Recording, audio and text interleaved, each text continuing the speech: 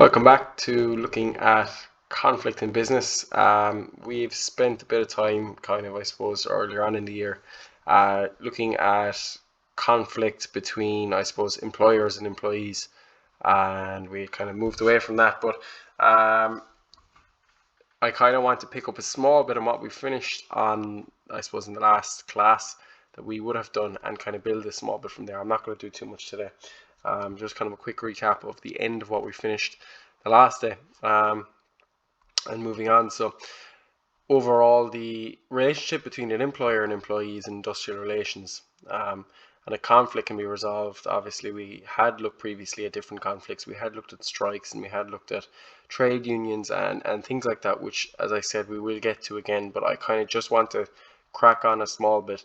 And I know it's been a while, but we'll crack on a small bit and we'll kind of come around to that when we're back in class. I'll be doing more in the long lines of questions and kind of things where you'll kind of be doing a lot more of the work, whereas now I just kind of want to cover more of the materials.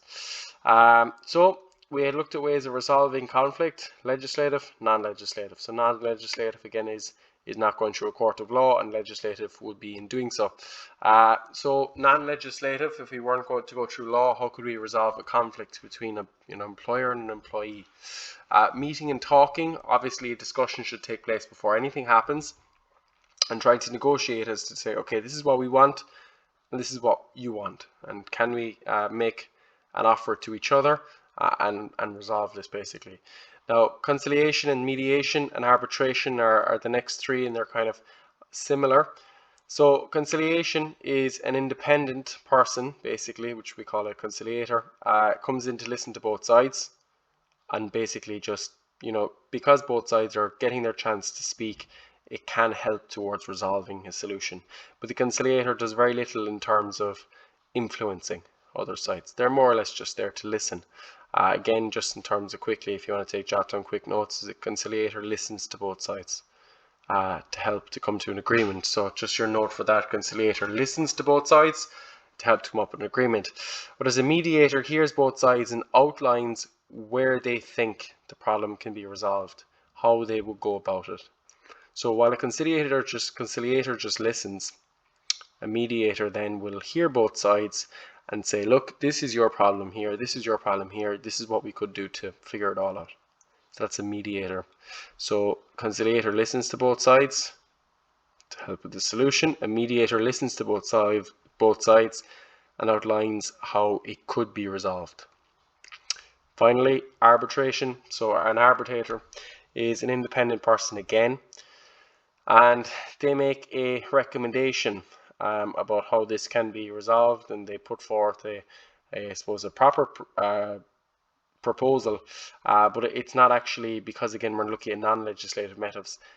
This isn't a court of law passing a judgment and saying this is what needs to happen.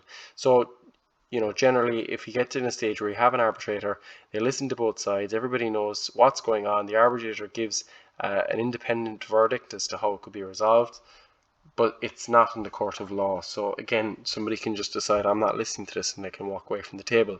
So an arbitrator listens to both sides, and they give a proposal, an official proposal on how to resolve it, but it's not legally binding. The legislative ways is where we kind of had finished up the last day. So I'm actually going to look at the first three today, and then we'll kind of finish up there for this lesson. So three different things we'll look at for legislative. Again, now we're kind of bringing in elements of the law into basically how to solve a dispute.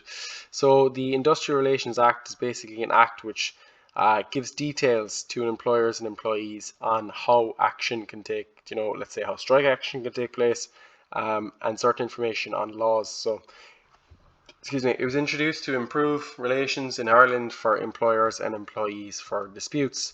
Now, they give information on disputes in terms of what is illegal and what is illegal. We had looked at that before for types of action. For example, if you are in Tesco and you decide to go on strike, you can organize a strike, you can talk to your fellow employees, you can propose a strike to the manager.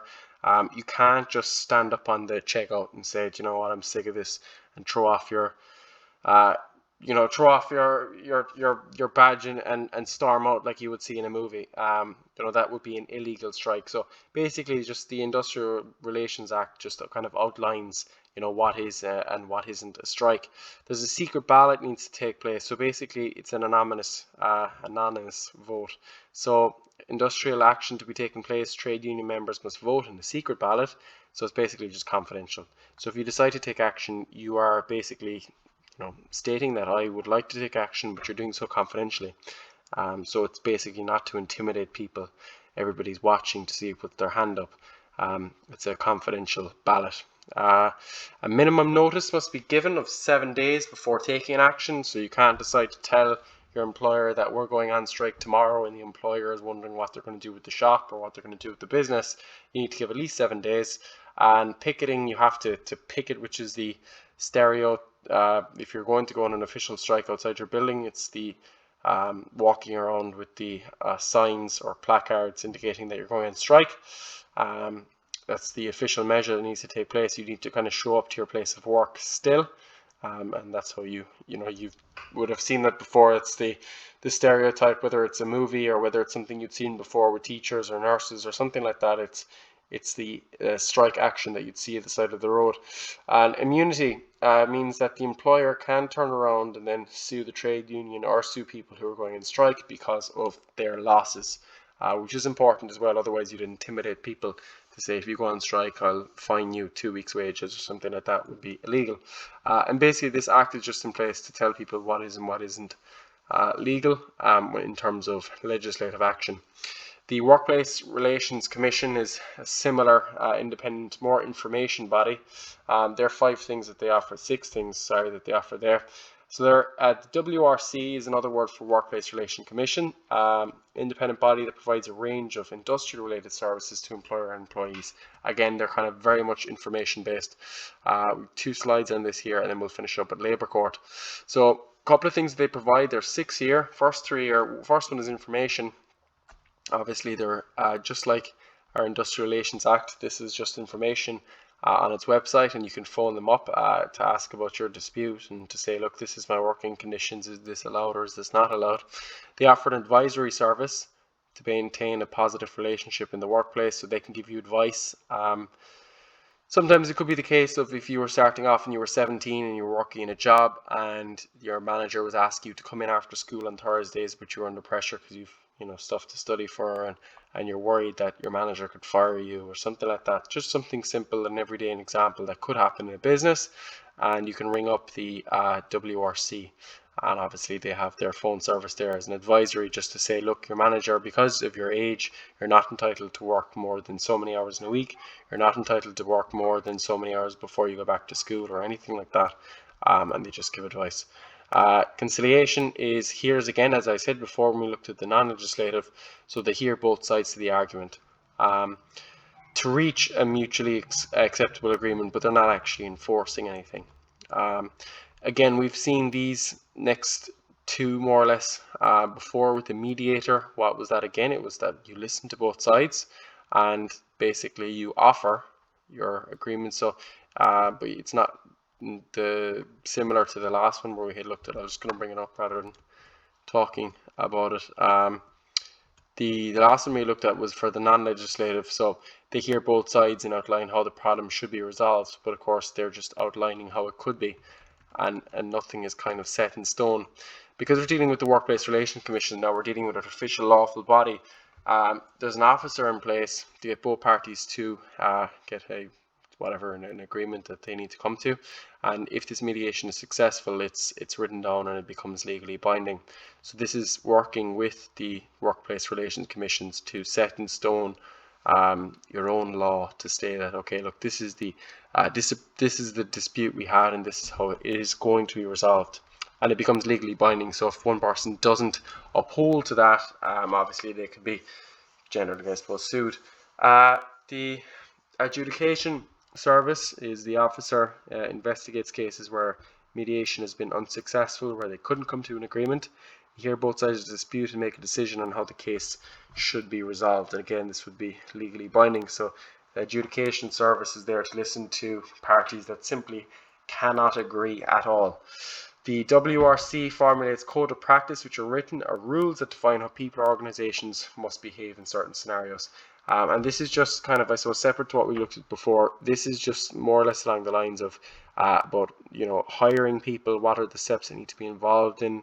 We see here about bullying in the workplace or disciplinary procedures. So obviously if there was something here that wasn't, wasn't playing within the rules, or something here that was highly frowned upon in the work, then the WRC are there to outline the codes of practice as to what should and shouldn't go on in a workplace. There's a lot of material to this kind of stuff. We are looking at the very tedious element of business. Considering your 4 years, it is quite early. So I'm not going to go too quickly through all of this. Rather than going on to the labour court, I'm actually just going to stop it up there. I don't want to kind of make too much of what is already kind of, I suppose, some way difficult to understand material.